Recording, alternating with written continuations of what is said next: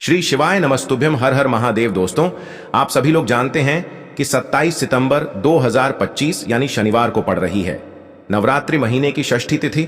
और दोस्तों, ये वो तिथि है जो नवरात्रि महीने में पड़ने वाली सबसे बड़ी तिथि है, क्योंकि यह शनिवार के दिन पड़ रही है और इसका बहुत ही बड़ा और विशेष महत्व होता है।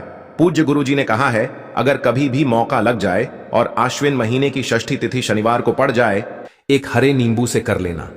पंडित जी द्वारा बताया गया महाउपाय होगी।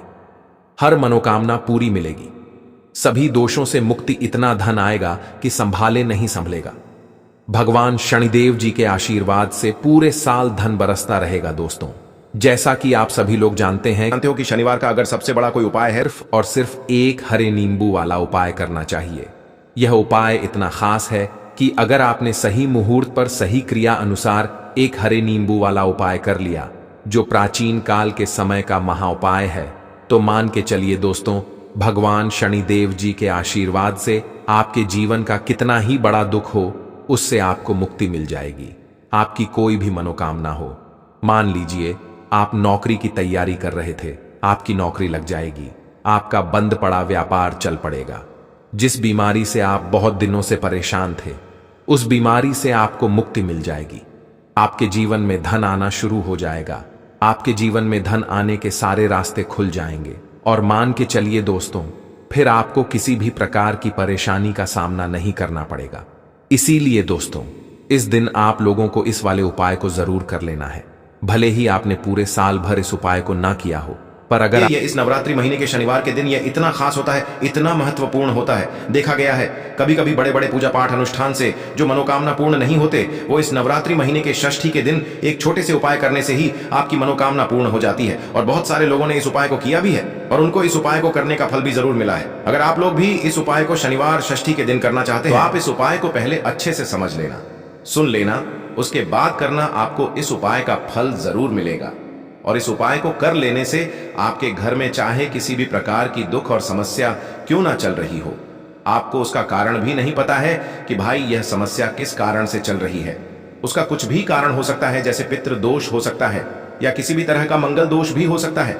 तो इस दिन आप लोगों को यह वाला उपाय कर लेना है। यह एक ऐसा उपाय है, जिस उपाय को अगर किसी विशेष दिन पर किया जाए, तो भाई उस विशेष दिन का जो है वह तो हमें मिलता ही मिलता है, पर हमने उस दिन पर इस उपाय को किया है तो हमें उससे भी बड़ा फल मिलता है, और फल बहुत जल्दी मिलता है, क्योंकि आप इस उपाय को बहुत ही बड़े और विशेष दिन पर कर रहे हो। तो चलिए अब उपाय के बारे में बात करते हैं, लेकिन उससे पहले आप लोगों को यह जानना आवश्यक है कि आखिर ये उपाय किस समय करना है, किसको करना है और कैसे करना है। तो चलिए हम आगे आपको वीडियो में एक एक करके बता देते हैं, लेकिन उससे पहले अगर आप लोग हमारे चैनल पर नए हैं तो हमारे चैनल को सब्सक्राइब कर लेना और इस वीडियो को लाइक करके कमेंट बॉक्स में श्री शिवाय नमस्तुभ्यम ओम नमः शिवाय जरूर टाइप कर देना। और अपने फायदे के लिए, गरीबी दूर करने के लिए इस वीडियो को पूरा देख कर जाना, तभी आपको लाभ की प्राप्ति होगी।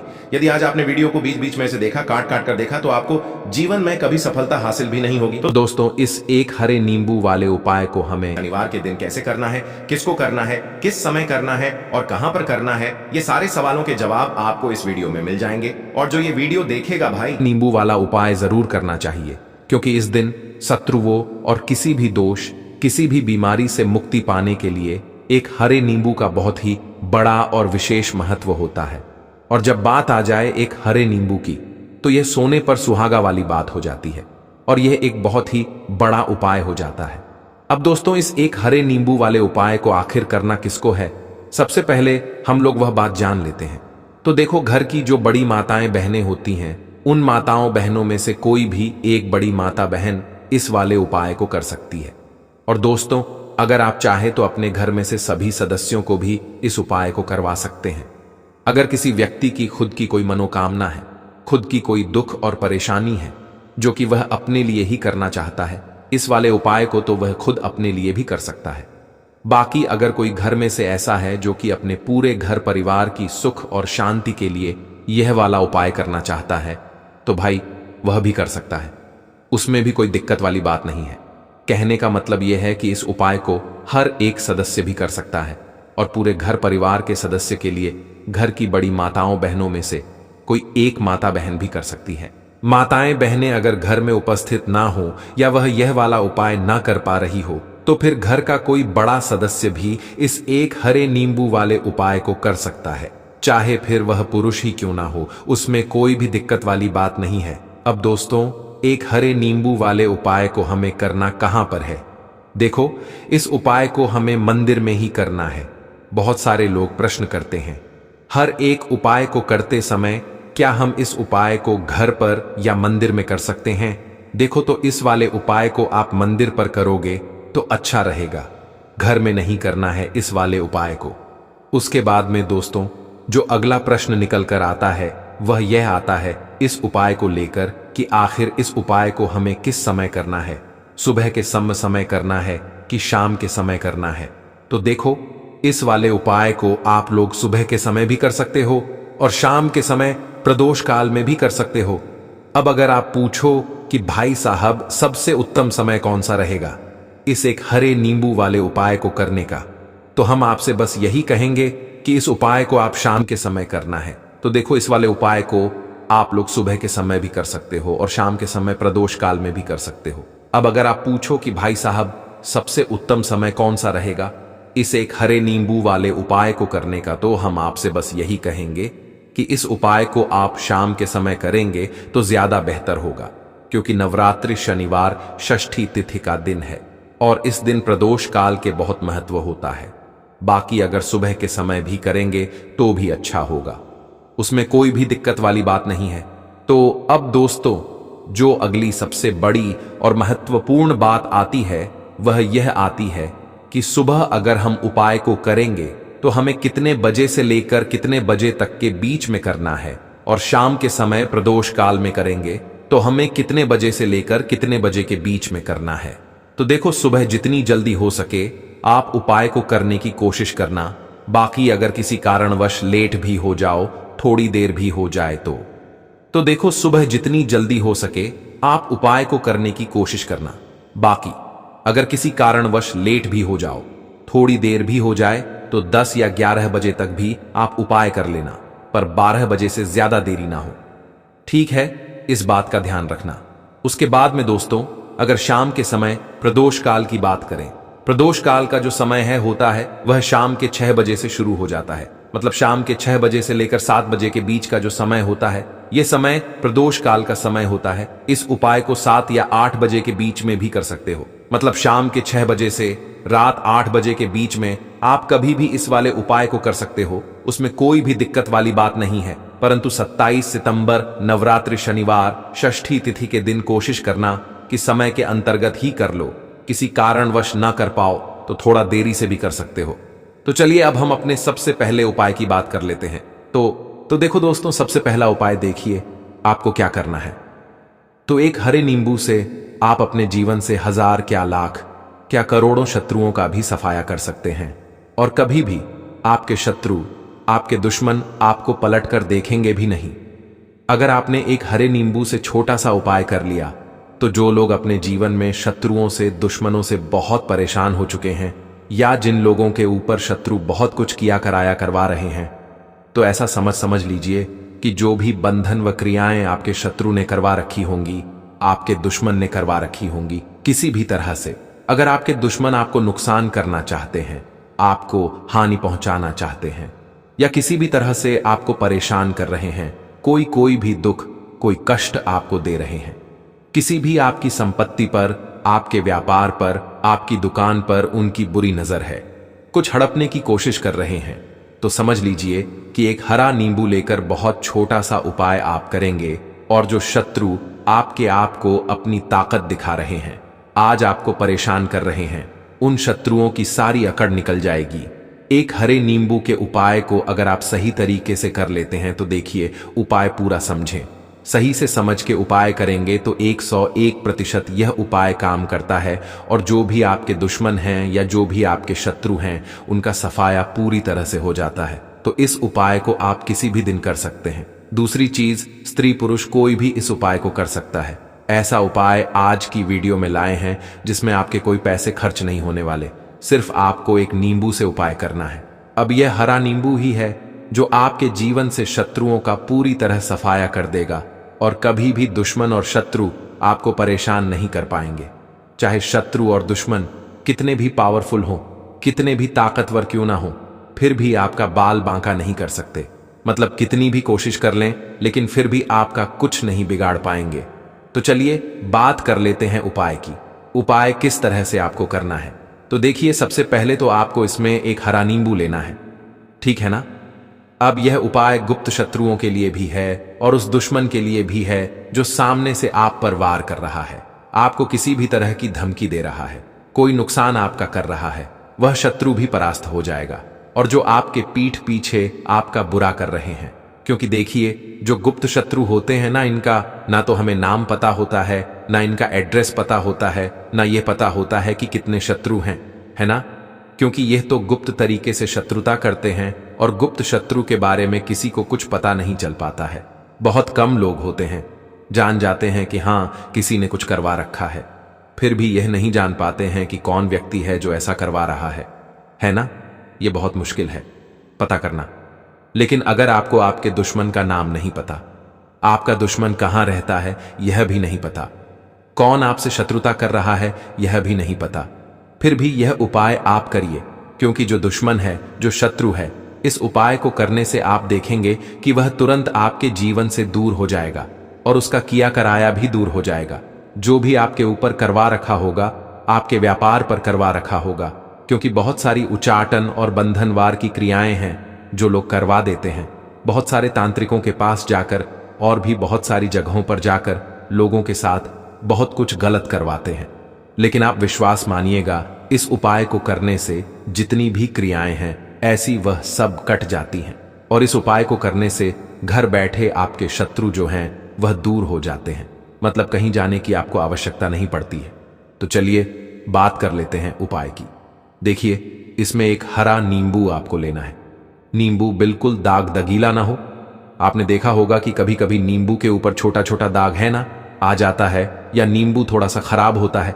लेकिन आप कभी भी उपाय के लिए खराब नींबू ना लें।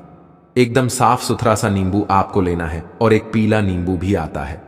पीला नींबू बिल्कुल आपको इस उपाय में नहीं लेना है। लेना हरे रंग का ही नींबू है, ग्रीन कलर का। इसी के साथ आपको एक काले रंग का पेन लेना है। काले रंग का कलम आपको लेना है। कलम कोई सा भी आप ले सकते हैं, कोई भी पेन ले सकते हैं, स्केच ले सकते हैं, मार्कर ले सकते हैं, ठीक है ना। कोई भी पेन आप ले लीजिए। अब आपको क्या करना है, यह दोनों चीजें लेकर अपने घर में एकांत में बैठ जाना है, जहां इस उपाय को करते समय आपको कोई रोके टोके ना है, ना ऐसी जगह पर करेंगे। चाहे कमरा है आपके घर में ऐसा, या कोई भी गैलरी बरामदा जहां इस उपाय को आप करें और आपको कोई रोके टटोके ना। भले ही उपाय के बारे में सबको पता है आपके घर में, फिर भी उस समय कोई आपको डिस्टर्ब ना करे ना। इस तरीके से आपको उपाय करना है। तो देखिए, सबसे पहले नींबू आपने क्या करना है, नींबू पकड़ना है हाथ में और काले रंग के पेन से इस नींबू के ऊपर अपने दुश्मन का, अपने शत्रु का नाम लिख देना है। अब बहुत सारे लोग कहेंगे कि हमें तो ऐसे शत्रु हैं, हमारे जीवन में जो गुप्त हैं, जिनको हम जानते भी नहीं, उनका नाम कैसे लिखेंगे। तो देखिए, अगर शत्रु का नाम नहीं जानते, ये भी नहीं जानते कि कितने शत्रु हैं, तो केवल आप उस नींबू पर शत्रु लिख दें। देखिए, जब आप केवल शत्रु लिखते हैं ना, इससे आपके सारे दुश्मन, सारे शत्रु ही परास्त हो जाते हैं, सभी के सभी का सफाया हो जाता है। तो नींबू के ऊपर केवल शत्रु लिखेंगे और फिर इसे आपको काले रंग के कपड़े में रख देना है। शत्रु लिखने के बाद या शत्रु का नाम लिखने के बाद काले कपड़े में रख देना है और 3 बार आपको बोलना है, मेरा शत्रु परास्त हो, मेरा शत्रु परास्त हो, मेरा शत्रु परास्त हो। इसके बाद आपको क्या करना है, काले कपड़े में इस नींबू को रख के इसे बांध लेंगे, पोटली टाइप की बना लेंगे।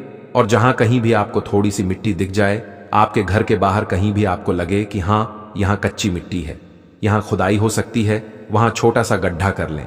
घर से कोई चीज लेकर जाएं और उस गड्ढे में इस नींबू को आपको रख देना है और मिट्टी अच्छे से ढक देंगे कि नींबू बिल्कुल दिखे ना। यह उपाय शाम के समय का है, मतलब जब सूरज छिप जाता है उसके बाद कभी भी आपको यह उपाय करना है। सूरज की रोशनी में यह उपाय आपको नहीं करना है। यह उपाय करिए और जब आप इस नींबू को पूरा ढक देंगे, अपने घर चले आइए और कुछ भी आपको नहीं करना है, पीछे पलटकर नहीं देखना है। घर आकर हाथ पैर धो लेंगे और 1000 शत्रु हो, लाख हो, करोड़ हो, बिल्कुल उनका सफाया हो जाएगा। उन्होंने जो क्रियाएं आपके ऊपर करवा रखी हैं, तांत्रिक क्रियाएं या कोई भी जादू टोना, सभी कुछ दूर होता है। इस उपाय को करने से तो करिए, यह उपाय और इसका चमत्कार देखिए। सिर्फ और सिर्फ आपको इस उपाय को एक बार ही करना है और एक बार ही उपाय करने में शत्रु का पूरी तरह सफाया हो जाएगा। सारे शत्रु परास्त हो जाएंगे, सारे दुश्मन आपके सामने नतमस्तक हो जाएंगे, आपके सामने हाथ जोड़कर माफी मांगने को मजबूर हो जाएंगे, मतलब आपका कुछ नहीं बिगाड़ेंगे। तो देखिए, नींबू जो है यह साधारण नहीं होता है। नींबू के अंदर ऐसी ऐसी शक्तियां पाई जाती हैं जो आपके दुश्मन को, आपके शत्रु को जड़ से खत्म कर सकती हैं। आपने देखा होगा कि जब भी लोग अपना व्यापार शुरू करते हैं या जो भी बिजनेस करते हैं, दुकान खोलते हैं, छोटा मोटा व्यापार जैसा भी काम करते हैं, वहां पर नींबू मिर्च जरूर लगाते हैं। क्योंकि देखिए, जो नींबू और मिर्च होती है ये आपके जीवन में धन को लाने का और बढ़ाने का काम भी करती है। क्यों? क्योंकि नींबू और मिर्च जो होता है, इसे जब आप अपने घर के दरवाजे पर या दुकान पर, शॉप पर लगाते हैं, इससे कभी भी आपके दुकान को, शॉप को नजर नहीं लगती है। बुरी नजर को बाहर ही यह रोक देती है। साथ ही साथ जो नींबू होता है यह शत्रु से छुटकारा दिलाने के लिए, दुश्मनों को दूर करने के लिए बहुत उत्तम होता है। तो उपाय करें, आपको लाभ जरूर होगा। लौंग के उपाय के लिए आपको सबसे पहले जरूरत पड़ेगी 3 लौंग। अब 3 लौंग, आज शनिवार की रात 3 लौंग घर में इस जगह पर फेंक देना। धन की कमी आपके जीवन से दूर हो जाएगी और बड़े से बड़ा नजर दोष भी आपके घर से दूर हो जाएगा। घर परिवार के जितने भी सदस्य हैं उनके जीवन से दूर हो जाएगा। राधे राधे दोस्तों। देखिए, आज की वीडियो बहुत ही खास है क्योंकि आज की वीडियो में 3 लौंग का ऐसा उपाय आपको बताने वाले हैं। 3 लौंग आपको अपने घर में जला देना है। इस उपाय को आपने शनिवार के दिन कर लिया तो ऐसा मान के चलिए कि आपके जीवन के जो दुख हैं अब उन्हें दूर होने में ज्यादा समय नहीं लगेगा। तो देखिए, बात करेंगे सबसे पहले लौंग की। लौंग जो होती है, पूजा पाठ हो गया, कोई भी हम बहुत बड़ी पूजा करते हैं या छोटी पूजा करते हैं, कोई भी चीज जब हम पूजा से रिलेटिव करते हैं, है ना, तो होता क्या है, हम उसमें लौंग जरूर लेते हैं। बजरंग बली का पूजन करते हैं, भगवान गणेश का पूजन करते हैं, महादेव का पूजन करते हैं, बजरंग बली का पूजन करते हैं। लौंग हम उसमें विशेष रूप से लेते हैं क्योंकि लौंग जो होती है यह एक तरह से आपके घर से नजर दोष को भी दूर करती है। के दाने 11 दाने आप लोग निकाल कर रख लो और इन्हें किसी भी एक कागज की पुड़िया में या किसी एक छोटी सी कटोरी में आप लोग रख लो ताकि यह सुरक्षित रहे। आपके एक भी चावल का दाना इधर उधर ना हो और आपका उपाय भी पूरा अच्छे से हो जाए। तो भाई, जैसे ही आपका उपाय की जो सामग्री है 11 चावल के दाने ये तैयार हो जाते हैं, उसके बाद मैं आपको जो भी अपनी पूजन सामग्री है, सुबह के समय कर रहे हो तो 1 लोटा जल या पूजन सामग्री जो लेकर जाना चाहो उसकी भी तैयारी कर लेना। और शाम के समय जा रहे हो तो भाई अपना जो दीपक है उसे तैयार कर लेना, ठीक है। और उपाय को करते समय शुद्धता का विशेष रूप से ध्यान रखना, ठीक है। सुबह सुबह स्नान करने के बाद ही उपाय को करने की आप लोग तैयारी करना। उसके बाद अगर शाम के समय की बात करें तो शाम के समय आपको स्नान करने की जरूरत नहीं है, पर शुद्धता का ध्यान रखना है। आपको स्नान तो नहीं करेंगे, आप हाथ मुंह धोकर भी इस वाले उपाय को शाम के समय प्रदोष काल में कर सकते हैं। इसमें कोई दिक्कत वाली बात नहीं है। तो आप अपने उपाय की पूरी सामग्री तैयार करके आपके पास ही में जो आपका शिव मंदिर हो वहां पर पहुंच जाइए। सबसे पहले शिव मंदिर में जाकर आप लोगों को उपाय नहीं करना है, पहले भगवान के दर्शन करना है, भगवान से आशीर्वाद प्राप्त करना है, फिर शिव जी की शिवलिंग के पास में आना है।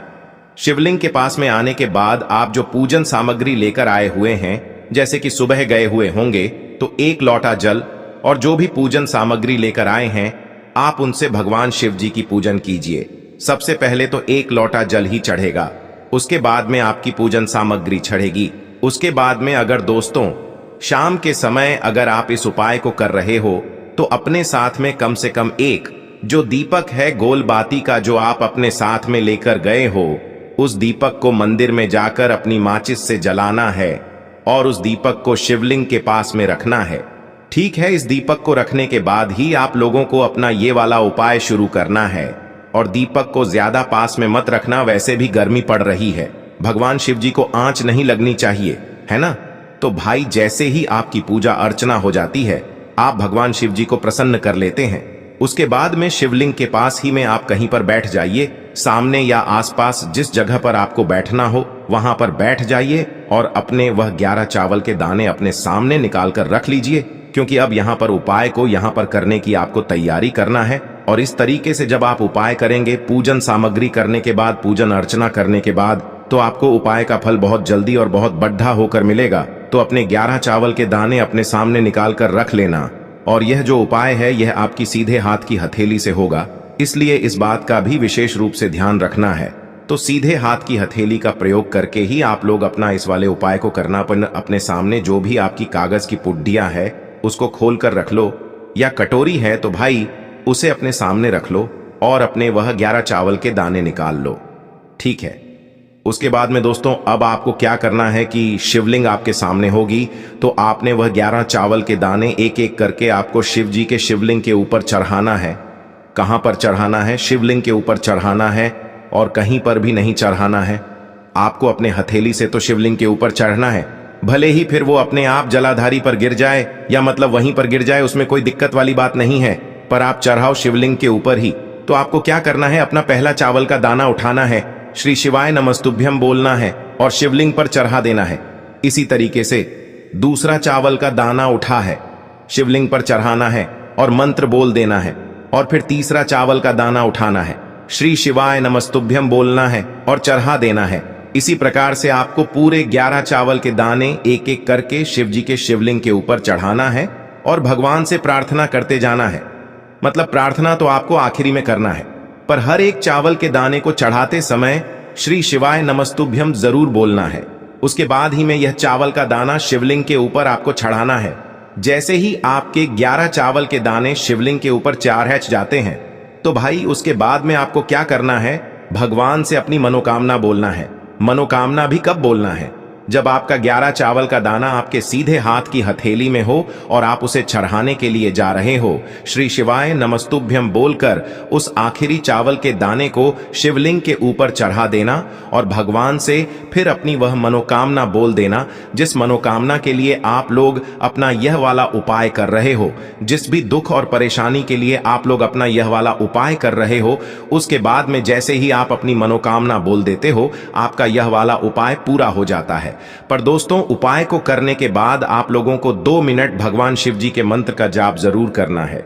और मंत्र का जाप करने के बाद भगवान से एक और बार प्रार्थना करना है अपनी मनोकामना के लिए, या अपनी जो भी दुख और परेशानी है उसके लिए। इसके बाद में आप लोग भगवान को देखकर, भगवान से प्रार्थना करके, उनसे आशीर्वाद लेकर वहां से उठ सकते हैं और अपने घर पर जा सकते हैं। बस दोस्तों, यहां पर यह वाला उपाय पूरा हो जाता है।